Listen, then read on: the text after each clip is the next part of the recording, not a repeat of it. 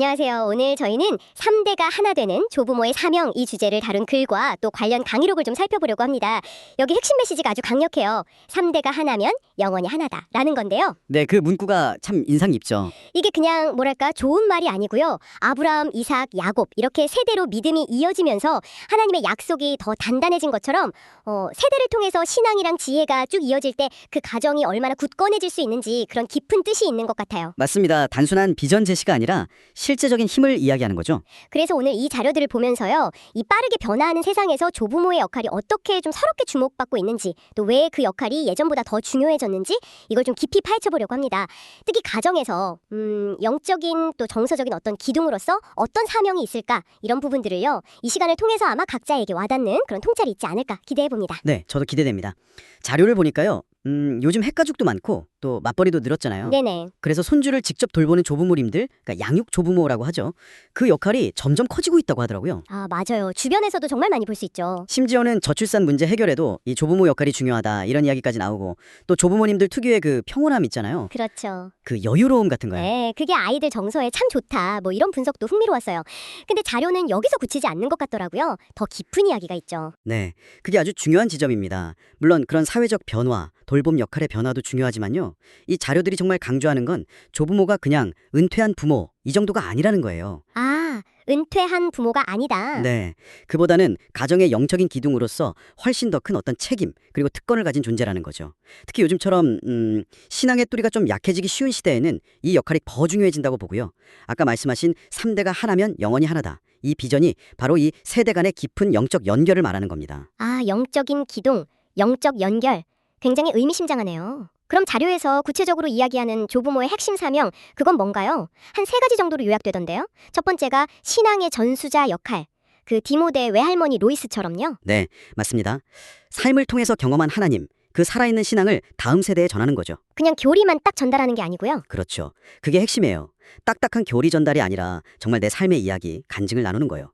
자료에 그 문혜령 목사님 이야기도 나오잖아요. PC방 중독을 신앙으로 이겨낸 경험 같은 거요. 네, 봤습니다. 그런 자신의 약점, 어려움 이런 걸 솔직하게 나누고 이걸 어떻게 믿음으로 헤쳐나갔는지 보여주는 거. 그게 오히려 선주 세대에게는 더 큰 울림을 준다는 거죠. 아, 완벽하지 않은 모습이 오히려 더. 네, 더 현실적으로 다가오고 공감하게 되고 신앙을 더 가깝게 느끼게 한다. 이렇게 강조합니다. 그 솔직함이 주는 힘이 크군요. 정말 와닿네요. 그리고 두 번째 사명은 지혜의 멘토 역할이었죠. 최고의 인생 도서관이다. 또는 살아있는 인생 오답 노트다. 뭐 이런 표현들이 인상 깊었어요. 네네, 이것도 역시 그냥 이론이 아니라 삶에서 직접 부딪히고 깨달은 그런 지혜를 나누는 거죠. 경험에서 우러나온 지혜. 그렇습니다. 책 속 지식이 아닌 살아 숨쉬는 지혜인 거죠.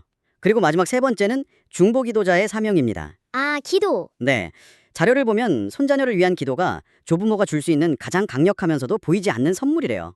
이게 영적인 보호막 역할도 하고 또 세대 간의 유대감을 아주 깊게 만들어주는 중요한 통로가 된다. 이렇게 설명합니다. 그렇군요. 신앙 전수, 지혜 나눔, 그리고 중보기도. 이 3가지가 핵심 사명이네요. 네, 그럼 이 사명들을 통해서 조부모는 구체적으로 어떻게 3대가 함께하는 건강한 신앙 공동체 이걸 세워나갈 수 있을까요? 자료에서 헤아림이라는 개념이 중요하게 나오던데요. 이게 어떤 뜻인가요? 아, 헤아림.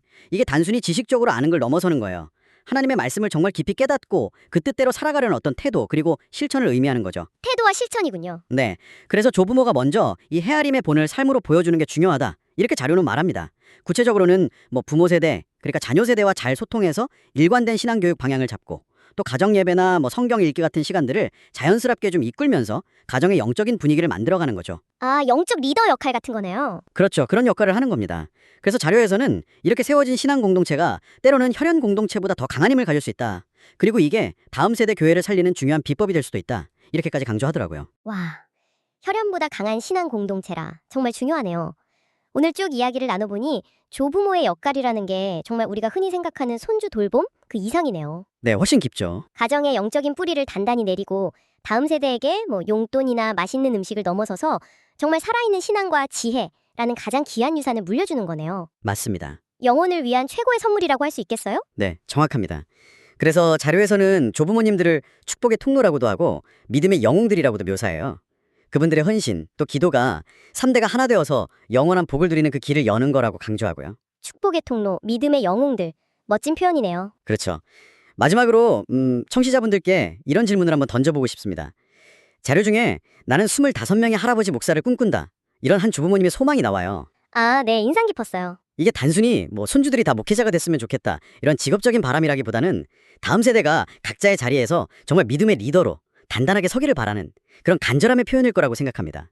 그렇다면 당신의 삶에서 혹은 당신이 속한 공동체 안에서는 다음 세대에게 어떤 영적인 유산, 어떤 가치가 이어지기를 바라시나요?